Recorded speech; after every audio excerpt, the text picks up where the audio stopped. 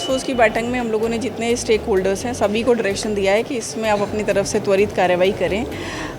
CO और सभी थाना से डायरेक्शन दिया गया है उनको। कोयलांचल में डंकी की चोट पर चल रहा है कोयले का अवैध कारोबार, जबकि जिला खनन टास्क फोर्स की बैठक हो या वरीय पुलिस अधीक्षक की बैठक में खनिज संपदा के अवैध कारोबार को सख्ती से रोक लगाने का निर्देश दिया जाता है। फिर भी बाघमारा अंचल क्षेत्र में कोयले का अवैध कारोबार चरम सीमा पर है। जी हाँ, हम बात करें बाघमारा के सुनार डीओपी अंतर्गत बीसीसीएल के गोविंदपुर एरिया 3 के तेतुलिया की।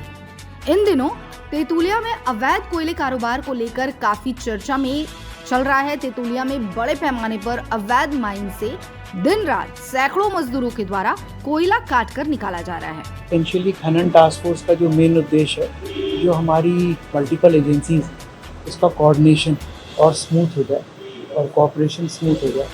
सो कुछ चीज़ें जो हमारी डिस्ट्रिक्ट कमिश्नर मैडम ने बताया, उस पर हम लोग ने पॉइंट नोट किया है।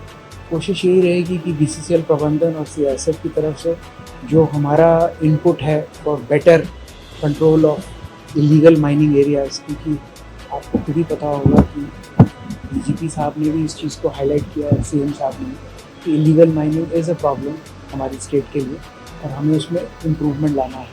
तो क्या होता है कि इलीगल माइनिंग की डोजरिंग, उसकी क्वालिटी डोजरिंग, ऐसे एरियाज जहाँ पे आप अप्रोच या एक्सेस नहीं कर सकते, उन सारी चीज़ों को डिस्कस करके पुलिस, सीआईएसएफ और ऑब्वियसली डिस्ट्रिक्ट एडमिनिस्ट्रेशन की तरफ से हमारे को जो पूरा इंफ्रास्ट्रक्चर बीसीसीएल से प्रदान होता है, हमारी कोशिश यही रहेगी कि ऑन ए मंथली बेसिस हम अपने टारगेट फिगर्स को इम्प्रूव करें। फैक्ट इज़ कि अभी तक हमें से बहुत सारे लोग इलेक्शन में भी बिजी थे, मीटिंग्स में लगी हुई थी। सो होपफुली अब चूँकि हम लोग फिर से फोकस्ड हो गए हैं, हमारी मैन पावर भी अब वापस आ गई है। सो आने वाले दिनों में हम इसको बेटर कोऑर्डिनेशन के साथ इम्प्रूवमेंट, टेक्नोलॉजी का इन्फ्यूजन हम कर रहे हैं। सो हमारी उम्मीद है कि इन्फ्यूजन ऑफ दैट टेक्नोलॉजी और वो हमको पूरा बैकअप और हेल्प डिस्ट्रिक्ट ऑफिशियल से मिलेगा, तो हमारा जो टारगेट है वो हम उसको बेटर अचीव भी कर सकता है। अभी नया है, बट हमारा एम यही है कि mix of technology and mix of man power से हम अपने टारगेट्स को बेटर अचीव करें। धन्यवाद। वहीं यादव जी की खादी खाकी में जबरदस्त सेटिंग के कारण अवैध माइन से रात में दर्जनों से भी अधिक ट्रक में कोयला लोड कर सोनारडी ओपी और धर्मा बांध ओपी क्षेत्र से होते हुए बरवड्डा थाना क्षेत्र और गोविंदपुर थाना क्षेत्र स्थित कोयला भट्ठों में खपाया जाता है, लेकिन कोई कार्रवाई नहीं होती। तो उसकी बैठक में हम लोगों ने जितने स्टेक होल्डर्स हैं सभी को डायरेक्शन दिया है कि इसमें आप अपनी तरफ से त्वरित कार्रवाई करें। सीओ और सभी थानों से डायरेक्शन दिया गया है उनको कि अपनी तरफ से हर महीने की एक स्ट्रॉन्ग एक्शन टेकन रिपोर्ट हम लोग को भेजें। बीसीसीएल से हम लोगों ने उनको डायरेक्शन दिया है कि जो भी उन्होंने हॉटस्पॉट चिन्हित किए हैं उसमें डोजरिंग की कार्रवाई समय समय पर करते रहें।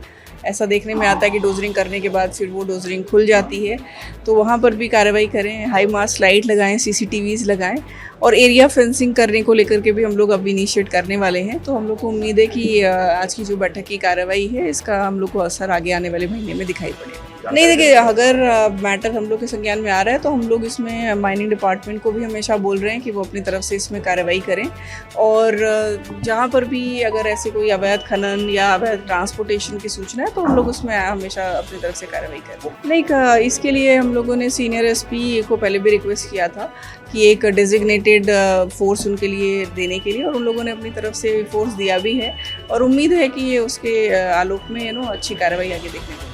हम लोगों ने उनको अपना जो एरिया कवरेज है वो बढ़ाने के लिए डायरेक्शन दिया है। उनको ये बोला है कि आप अपना जो कैमरा वगैरह है उसका एरिया बढ़ाइए और जहाँ पर भी उनको डोजरिंग करनी है वो अपना एरिया चिन्हित करें। कुछ एरियाज़ ऐसे हैं जो डिफ़िकल्ट हैं डोजरिंग के लिए, तो वहाँ पर भी डोजरिंग करें। साथ ही साथ एरिया फेंसिंग एक है जिसके लिए हम लोगों ने उनको रिक्वेस्ट किया है। ठीक है। तेतुलिया में कोयले के अवैध कारोबार को लेकर सुनार डीओपी प्रभारी को जानकारी दी गई, लेकिन वो दबी जुबान से बड़े लेवल का मामला बताकर कार्रवाई करने में असमर्थता जताते दिखे। बीसीसीएल गोविंदपुर एरिया 3 के भी कोई अधिकारी कुछ भी बताने से बचते नजर आए, तो सवाल उठता है कि क्या इस पर कोई कार्रवाई होगी या राष्ट्र की संपत्ति का और राज्य सरकार के टैक्स का यूं ही नुकसान होता रहेगा और गरीब मजदूर माइंस में दबते रहेंगे।